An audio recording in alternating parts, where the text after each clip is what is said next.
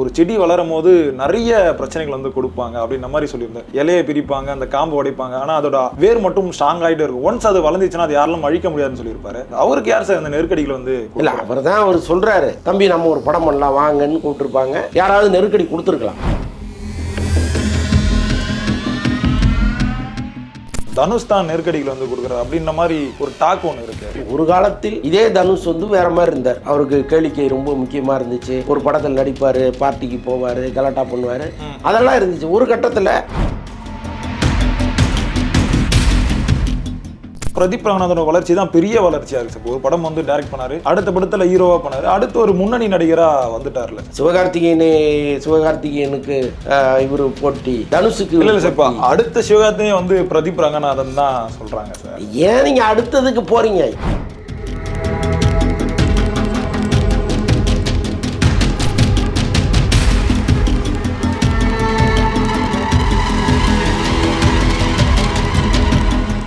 இப்போ வரும் 21ஆம் தேதி வந்து 2 படங்கள் வந்து ரிலீஸ் ஆகுது, டிராகன் மற்றும் நீக். இந்த 2 படங்களுக்கான எதிர்பார்ப்பு வந்து எப்படி சார் இருக்கு? 2 படமுமே நல்லா இருக்குங்கிற மாதிரி தான் டாக் இப்போ வந்திருக்கு. அதுக்கேற்ற மாதிரி தான் இந்த ட்ரெய்லர்லாம் பார்க்குறோம். சூப்பராக இருக்குது ரெண்டுமே. ஒரே நாளில் வர்ற 2 படமுமே பெரிய வெற்றி அடையணுங்கிற மாதிரி தான் இருக்கு. பார்ப்போம் என்ன பண்ணுது. இப்போ தமிழ் சினிமாவில் வந்து தனுஷ் சார் வந்து ஒரு முன்னணி நடிகராக இருக்கார் சார். எப்படி அந்த டைம் வந்து அவருக்கு கிடைக்குதுல? ஒரு சைடு வந்து டைரக்ஷன் வந்து பண்ணிட்டே இருக்காருல்ல? இல்லைங்க, அவரே நடித்து அவரே டைரக்ட் பண்ணுறாரு. இப்போ அவர் வேற ஒரு படத்தில் நடிச்சுக்கிட்டு இந்த படத்தை அவர் டைரக்ட் பண்ணல இல்லையா? அதே மாதிரி இந்த நீக்குங்கிற படம் எடுத்து முடிச்சுட்டாங்க. அதில் சின்ன சின்ன வேலைகள் இருந்துச்சு, அதை விட்டுட்டு தான் அவர் இட்லி கடைக்கு வந்தார். அந்த படத்தை எடுத்து முடித்த பிறகு தான் இங்கே அவர் வந்தார் அவர். ஸோ அதனால் இந்த படத்தை இயக்கிக்கிட்டு இந்த படத்தை இயக்கி நடிச்சுக்கிட்டு அப்படிலாம் இல்லை. அவருக்குன்னு ஒரு டைம் ஒதுக்கி வச்சுருக்காரு. இன்னொன்று அவரால் முடியுது. இப்போ இது ஓடுற வயசு தானே. கரெக்டாக அவர் வந்து இந்த சினிமாவை நம்ம எப்படி ஹேண்டில் பண்ணணுங்கிறத அழகாக ஸ்கெட்ச் போட்டு வச்சுருக்காரு. அதை நோக்கி ஒரு ஓட்டம் ஓடுறாரு. ஒரு காலத்தில் இதே தனுஷ் வந்து வேற மாதிரி இருந்தார். அவருக்கு கேளிக்கை ரொம்ப முக்கியமாக இருந்துச்சு. ஒரு படத்தில் நடிப்பார், பார்ட்டிக்கு போவார், கலாட்டா பண்ணுவார், அதெல்லாம் இருந்துச்சு. ஒரு கட்டத்தில் டக்குன்னு மாறினார். இது இல்லை வாழ்க்கை, இதை தாண்டி வேற ஒன்று இருக்குன்னு இறங்கினார். இன்னைக்கு அதை நோக்கி ஸ்பீடாக போயிட்டு இருக்காரு. எல்லாமே நம்ம வகுத்துக்கிறது தானே டைம் மேனேஜ்மெண்ட். தனுஷோட அந்த அவருடைய கதையை தான் இதில் படமாக எடுத்துக்கிறாருன்னு சொல்கிறாங்க. இதில் நீக்கல. ஏன்னா அவருடைய பேரும் பிரபு, இதுல அந்த கேரக்டரோட பேரும் பிரபு. அப்புறம் அவர் வந்து செஃப்பா இருப்பாரு, இதுலயும் செஃப்பா இருக்காங்க. அவருடைய காதல் கதையை இதுல படமா எடுக்கிறாரா சார்? இல்ல, அவரே எழுதின கதைங்கிறதுனால அவங்கவுங்க வாழ்க்கையிலேருந்து கதை எடுப்பதுங்கிறது ரொம்ப ஈஸி தானே. இன்னொன்று ஸ்கூலில் படிக்கும்போது எல்லாருக்கும் ஒரு லவ் வரும், அந்த லவ்வை ஒட்டிய பல சம்பவங்கள் இருக்கும். ஸோ அதெல்லாம் சேர்த்து எழுதுறது தானே. ஸோ இருக்கலாம். இப்போ இந்த டிராகன் இந்த ப்ரீ ரிலீஸ் ஈவெண்ட் நடந்திருந்தில்ல சார், அதில் வந்து பிரதீப் ரங்கநாதன் பேசும்போது சொல்லியிருப்பாரு, ஒரு செடி வளரும் போது நிறைய பிரச்சனைகள் வந்து கொடுப்பாங்க அப்படின்ற மாதிரி சொல்லியிருந்தார். இலையை பிரிப்பாங்க, அந்த காம்பு உடைப்பாங்க, ஆனால் அதோட வேர் மட்டும் ஸ்ட்ராங் ஆகிட்டே இருக்கும். ஒன்ஸ் அது வளர்ந்துச்சுன்னா அது யாரும் அழிக்க முடியாதுன்னு சொல்லியிருப்பாரு. அந்த செடியை அவரை சொல்கிற மாதிரியே சொல்கிறாரு. அவருக்கு யார் சார் அந்த நெருக்கடிகள் வந்து? இல்லை, அவர் தான் அவர் சொல்கிறாரு. பட் அந்த அளவுக்கு இப்போ தனுஷுக்கு ஏற்படுத்தின நெருக்கடியையும் சிவகார்த்திகேயனுக்கு ஏற்படுத்தின நெருக்கடியும் இவருக்கு கிடைச்சதான்னா எனக்கு தெரிந்து இல்லை. ஏன்னா இப்போ தான் ஒரு படம் அவர் நடிச்சிருக்காரு. ஒரு படம், அந்த படம் பெரிய ஹிட்டாக மாறிச்சு. ஒரு படம் டைரக்ட் பண்ணியிருக்காரு. இப்போ டைரக்ஷனுக்கு வேணா நீங்கள் எனக்கு பண்ணி கொடுங்கன்னு யாராவது கேட்டிருக்கலாம். அவர் நடிச்சு ஹிட்டான பிறகு பல பேர் அவருக்கு ப்ரெஷர் கொடுத்துருப்பாங்க. இங்கே இருக்கிற பல தயாரிப்பு நிறுவனங்கள், தம்பி நம்ம ஒரு படம் பண்ணலாம் வாங்கன்னு கூப்பிட்டுருப்பாங்க. இவர் போய் பேசியிருக்கலாம், இங்கே சம்பளம் குறைவாக பேசியிருக்கலாம், அல்லது ஏதோ நடந்திருக்கும். பட் ஒரு கட்டத்தில் இவரும் ஒரு கணக்கு போட்டிருப்பார்ல, நாம் வந்து அடுத்து இந்த படம் தான் பண்ணணும், இந்த நிறுவனத்துக்கு தான் பண்ணணும், இந்த பட்ஜெட்டில் தான் பண்ணணும்னு ஏதாவது கணக்கு போட்டிருப்பார்ல. இப்போ அதற்கு இடையூறாக இந்த பட்ஜெட்டில் எனக்கு ஒரு படம் பண்ணி கொடுங்கன்னு யாராவது நெருக்கடி கொடுத்துருக்கலாம். விஜயே வந்து அதிமுக ஆட்சியில் வந்து அவங்க சசிகலா ஃபோன் பண்ணி டேட்டு கொடுங்கன்னு கேட்டு வாங்கியிருக்காங்க. இப்போ அவங்க ஃபோன் பண்ணும்போது நீங்கள் மறுக்க முடியாது. அப்போ முடியாதுன்னீங்கன்னா வேறு விளைவுகள் வரும். ஸோ அப்படி நெருக்கடி கொடுத்து வாங்குறது இருந்தது இல்லை. ஸோ அந்த மாதிரி அவருக்கு ஏதாவது நெருக்கடி ஏற்பட்டுச்சான்னு தெரில. பட்டு நான் அவர் பேச்சுக்கு பிறகு பல பேர்கிட்ட விசாரிச்சுட்டேன், அவரை சுற்றி இருப்பவர்கள்ட்டே விசாரிச்சுட்டேன். எல்லாருமே வந்து அவர் எதுக்கு பேசினாருன்னே தெரிலங்க. அப்படி ஒன்றும் பெரிய நெருக்கடிலாம் அவர் கிடையாதுன்னு தான் சொல்கிறாங்க. ஒருவேளை விளம்பரத்துக்காக அப்படி பேசினாரான்னு தெரில. அதான் ஒருவேளை ப்ரொமோஷனுக்காக பேசிக்கலாம். இல்லைன்னா நம்ம நிறைய சமூக தலைங்களில் நிறைய நியூஸ் ஒன்று பார்த்தோம் சார், தனுஷ் தான் நெருக்கடிகள் வந்து கொடுக்குறாரு அப்படின்ற மாதிரி ஒரு டாக் ஒன்று இருக்கே சார். ஆனால் அதுக்கு வாய்ப்பு இருக்குமா? இல்லை, எப்போவுமே தன் மீது நம்பிக்கை இல்லாதவன் தான் இன்னொருத்தருக்கு நெருக்கடி கொடுப்பான். தனுஷை பொறுத்தளவுக்கு அதெல்லாம் தேவையே இல்லை. அவர் பாஞ்சு எங்கேயோ போயிட்டார். இனிமே வந்து ஒரு பிரதீப் ரங்கநாதன் வந்து இவருடைய வாழ்க்கையை பிடிச்சி இழுத்து பின்னாடி கொண்டு வந்து நிறுத்திட முடியாது. அவர் தாண்டி போயிட்டு இருக்காரு. இன்னைக்கு தனுஷுக்குன்னு ஒரு பெரும் ரசிகர் கூட்டம் வந்துருச்சு. இண்டிவிஜுவலாகவே திறமை உள்ளவர் அவர். யாரை நம்பியும் அவருக்கு வாழ வேண்டிய அவசியம் கிடையாது. அவரே நடித்து, அவரே இயக்கி, அவரே மியூசிக் போட்டு, அவரே பாட்டு பாடி, அவரே ஒரு படத்தை எடுத்துடலாம். ஸோ அந்த அளவுக்கு வந்து ஒரு பணபலமும் உள்ளவர்.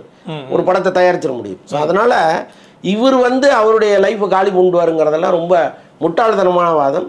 தனுஷ் வந்து எந்த காலத்துலையும் அப்படி செய்கிறவரும் கிடையாது.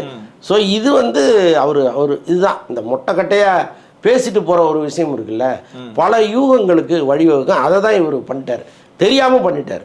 இப்போ தமிழ் சினிமாவில் எப்போவுமே ஒருத்தருடைய வளர்ச்சி பற்றி பேசுகிறாங்கன்னா அது சிவகார்த்திகேயனோட வளர்ச்சி பற்றி பேசுவாங்க சார். ஈஸியாக சீக்கிரமாக வந்துட்டார், பட்டுன்னு பெரிய இடத்த வந்து பிடிச்சிட்டாருன்னு சொல்லுவாங்க. ஆனால் உண்மையை பார்த்தா பிரதீப் ரங்கநாதனோட வளர்ச்சி தான் பெரிய வளர்ச்சியாக இருக்குது சார். ஒரு படம் வந்து டைரக்ட் பண்ணார், அடுத்த படத்தில் ஹீரோவாக பண்ணார், அடுத்து ஒரு முன்னணி நடிகராக வந்துட்டார்ல சார். அதுதாங்க அது நீங்கள் இப்போ பிரதீப் ரங்கநாதனும் சிவகார்த்திகேயன் நீங்கள் பார்த்தீங்கன்னா, இப்போ சிவகார்த்திகேயன் வந்து அமரன் மாதிரி ஒரு படத்தில் நடிச்சிட்டாரு. பிரதீப் ரங்கநாதனால் முடியுமான்னு யோசிச்சு பாருங்களேன், வாய்ப்பே கிடையாது. இல்லை இப்போ இவருடைய உயரம், இவருடைய தோற்றம், அவருக்குன்னு சில கதைகள் இருக்கும். அதைத்தான் அவங்க பண்ண முடியுமே தவிர அதை தாண்டி ஒரு ஆக்ஷன் படம் அப்போ தனுஷ் பண்ணலையான்னு நீங்கள் கேட்கலாம். தனுஷ் எப்போ பண்ணார்?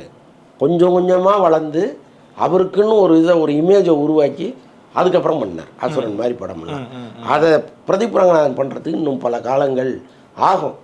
அது வரைக்கும் அவர் வந்து இந்த காதல் படங்கள், இந்த மாதிரி இன்றைய இளைஞர்களுடைய மனசில் என்ன இருக்கு, அவங்கவுங்க லைஃப்பில் என்ன நடந்ததுங்கிறத வச்சு அப்படி தான் அவர் படங்கள் பண்ண முடியும். அதனால் சிவகார்த்திகேயனுக்கு இவர் போட்டி, தனுஷுக்கு இல்லை சார். இப்போ அடுத்த சிவகார்த்திகேயன் வந்து பிரதீப் ரங்கநாதன் தான் சொல்கிறாங்க சார். ஏன் நீங்கள் அடுத்ததுக்கு போகிறீங்க? இன்னைக்கு பொழப்பே என்னன்னு தெரியல. பல பேர் வந்து ஏதோ ஒரு பெரிய கற்பனையில் வர்றாங்க. ஒரு பாருங்களேன், இப்போ சமீபத்தில் சில படங்கள் வந்துச்சு, எவ்வளோ பெரிய எதிர்பார்ப்போட வந்துச்சு. பட் அந்த எதிர்பார்ப்பை ஃபில்லப் பண்ணிச்சா? இல்லை. ஸோ அந்த மாதிரி தான் சினிமாவை பொறுத்த அளவுக்கு நீங்கள் ஒரு கற்பனையில் இருப்பீங்க, அதை தாண்டி வேற ஒன்று நடக்கும் இல்லையா? ஸோ அதனால் வளர்ச்சிங்கிறது கிராஜுவலாக இருக்கணும். பிரதீப் ரங்கநாதனுக்கு கிடைத்தது வந்து அவருடைய திறமை. இன்னைக்கு வந்து 2K கிட்ஸோட பல்ஸ் என்னன்னு பார்த்து அடித்ததை அந்த குறிபார்க்கிற தன்மை, இது ரெண்டும் தான் அவரை இங்கே கொண்டு வந்து வச்சிருக்கு. இதே அவர் இன்னொரு 4 படத்துக்கு மெயின்டைன் பண்ணாருன்னா 5வது படத்துலேருந்து இந்த மாதிரி கேள்விகளை கேட்டிங்கன்னா அதுக்கு பதில் சொல்கிறதுக்கும் சரியாக இருக்கும். பொறுத்திருந்து பார்ப்போம் சார் என்ன நடக்குது. ரொம்பவே நன்றிகள் சார். நன்றி. ஒரு கண்ணியம் இருக்குது, அந்த கண்ணியத்தை தாண்டி அவர் போயிட்டு இருக்காரு. அதை நம்ம தொடர்ந்து பார்க்குறோம். அப்போ அவரோடு கூட்டணி வைக்கும்போது அவரால் என்னென்ன பிரச்சனைகள் வருமோ அது விஜய் தோளில் மீதும் ஏறி உட்காந்துக்கும். அவர் தெளிவாக ஒரு முடிவு எடுக்கிறாரு, இனிமேல் நாம் தமிழரோடு நமக்கு கூட்டணி கிடையாதுன்னு. இப்போ இந்த கோபம் வந்து உங்களுக்கு ஒரு இதை கொண்டு வரும். ஏன்னா விஜய் மீது இந்த பயத்தினால தான் சீமான் வந்து இந்த மாதிரி பேசிட்டு இருக்காரு, வைத்தியர்ச்சனால தான் இந்த மாதிரி பேசுறாரு, இப்படின்ற மாதிரி செய்திகள்லாம் வருது சார். இப்போ கொள்கை ரீதியாக வந்து பேசலாம், இப்போ தனிப்பட்ட விஷயத்தை எதுக்கு இவர் பேசணும்? பிரசாந்த் கிஷோரை வச்சுக்கிட்டா என்ன, இல்லை அமெரிக்காவிலேருந்து ஒரு ஆளை கொண்டு வந்து வச்சுக்கிட்டா உங்களுக்கு என்ன? அவங்க ஜெயிக்கணும்னு நினைக்கிறாங்க, அதுக்கு சில வியூகங்களை வகுக்கிறாங்க. உங்களால் முடிஞ்சா வகுத்துங்க, இல்லைன்னா சும்மா இருங்க. அதை வந்து பணக்கொடுப்புன்னு சொல்றதை எப்படி அவங்க ஏற்றுப்பாங்க? விஜய்க்கு வந்து இந்த ஒய்பிரிவு பாதுகாப்பு வந்து கொடுத்துருந்தாங்க சார். விஜய் வந்து கண்காணிக்கிறதுக்காக தான் அந்த பாதுகாப்பு கொடுக்கப்பட்டதுன்னு சொல்றாங்களே சார். கிட்டத்தட்ட சர்வேலாம் வந்து 20% ஓட்டு வந்து விஜய் வாங்குவார் அப்படின்னு சொல்றாங்க. இது கண்காணிப்பதற்கான இன்னொரு வேலை தான். இவரை சுற்றி ஒரு 8 பேர் நின்றுக்கிட்டே இருப்பாங்க. இவர் காலையில் தூங்கி எந்திரிக்கிறதுலேருந்து படுக்க போகிற வரைக்கும் இந்த 8 பேர் நின்றுக்கிட்டே இருப்பாங்க. அப்போ நீங்கள் எங்கே போவீங்க, யாரை பார்ப்பீங்க, என்ன பேசுவீங்க? இது ஒரு சிக்கல் இருக்குது.